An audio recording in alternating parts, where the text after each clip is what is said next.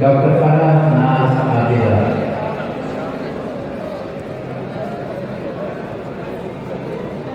السلام علیکم، میں ڈاکٹر فرح عابدہ، کنسلٹنٹ گائنیکالوجسٹ اور انفرٹیلیٹی اسپیشلسٹ.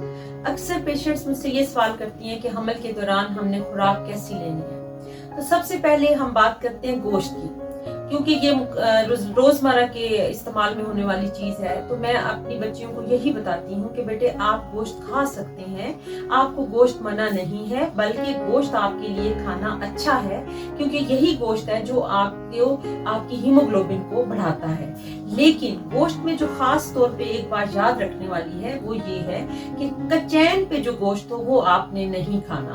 اچھی طرح سے پکا کے گلا ہوا گوشت جو ہو، اچھی طرح پکا ہوا ہو، وہ آپ نے گوشت کھانا ہے. اکثر بچیاں فش کے بارے میں بہت سوال پوچھتی ہیں. تو فش آپ کھا سکتے ہیں، خاص حد تک آپ فش کھائیں، ضرور کھائیں، فش میں بہت طاقت ہے. اور دوسرا یہ کہ ہم ایکچولی فش کے لیے اس لیے منع کرتے ہیں کہ خاص قسم کی سمندری فش ہوتی ہے جس کے اندر مرکری ہوتا ہے، یعنی پارا کی مقدار زیادہ ہوتی ہے، اس لیے سمندری فش سے اکثر ہم منع کرتے ہیں. اور دوسرا یہ کہ کچی مچھلی را فش جو ہے اس کو بھی کھانے سے ہم منع کرتے ہیں تاکہ کوئی ایسا مسئلہ نہ ہو. اور ہر چیز کو آپ اعتدال میں رکھ کے، توازن میں رکھ کے استعمال. دوسرا جو سوال اکثر پوچھا جاتا ہے کہ کیا ہم انڈا کھا سکتے ہیں؟ تو انڈا آپ کے لیے اچھا ہے، آپ کھا سکتی ہیں. آپ ہفتے میں 4 انڈے جو ہیں وہ آرام سے لے سکتے ہیں، یعنی ہفتے میں 4 انڈے آپ لیں تو وہ آپ کی صحت کے لیے اچھا ہے. فروزن آئٹم ہوتے ہیں، وہ کوشش کریں کہ فروزن آئٹم جو ہیں یہ گوشت وغیرہ کے وہ آپ حمل میں ان کو اوائڈ کریں، یعنی نہ کھائیں. کیونکہ ان کولڈ میٹس کے اوپر سیلمونیلا بیکٹیریا ہو سکتا ہے، اور یہ سیلمونیلا بیکٹیریا خدا نخواستہ موشن وغیرہ کاز کر سکتا ہے، اور اس کی وجہ سے ڈی ہائیڈریشن ہوتی ہے، جس کی وجہ سے اللہ نہ کرے بیبی کا پانی بھی کم ہو سکتا ہے. ڈرائی فروٹ کی اگر ہم بات کریں تو ڈرائی فروٹ جو ہے وہ مٹھی بھر لے سکتے ہیں آپ، لیکن مٹھی بھر کا یہ مطلب نہیں ہے کہ بہت بڑی مٹھی ہو. اور دوسرا یہ ہے کہ کوشش کریں کہ اگر ڈرائی فروٹ لینے ہیں تو ان کو رات بھر بھگو دیں اور پھر لیں تاکہ ان کا افادیت آپ کو ملے. لیکن ڈرائی فروٹ کا استعمال بہت زیادہ، ایک خاص اماؤنٹ سے زیادہ نہ کریں. چائے جو ہے وہ آپ پی سکتی ہیں، لیکن چائے کو بہت زیادہ استعمال نہ کریں.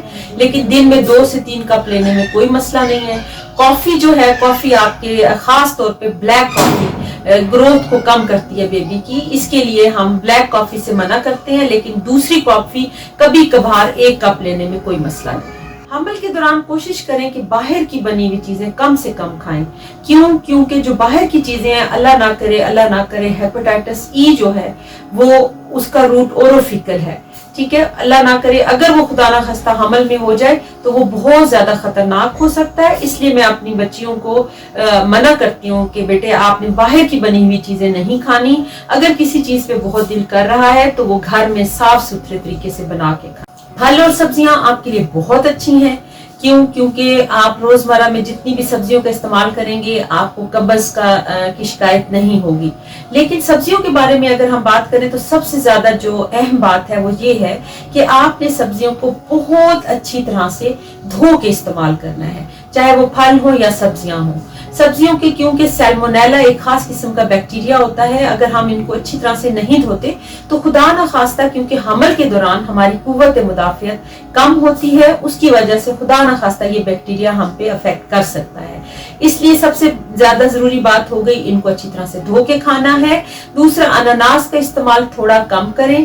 تیسرا، کچا پپیتا حمل کے پہلے 3 مہینے میں آپ نے نہیں کھانا، اس کو اوائڈ کریں. دودھ حمل میں بہت اچھا ہے، دودھ کا استعمال زیادہ سے زیادہ کریں. لیکن اس کے بارے میں ایک چیز بہت ذہن میں رکھیں کہ اسے آپ نے ابالنا بہت اچھی طرح سے ہے تاکہ گوالے کے برتن سے یا کوئی بھی جراثیم جو اس کے اندر آ چکا ہے وہ ابالنے کے بعد ختم ہو جاتا ہے، اور وہ ابلا ہوا دودھ آپ استعمال کریں، کچا دودھ استعمال نہ کریں.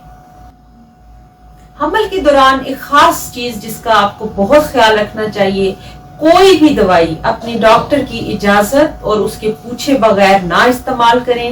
آپ کی ڈاکٹر کو پتا ہے کہ آپ کی کنڈیشن کیا ہے، اس لیے اپنی ڈاکٹر سے ضرور رجوع کریں اور ان کی اجازت سے دوائی لیں۔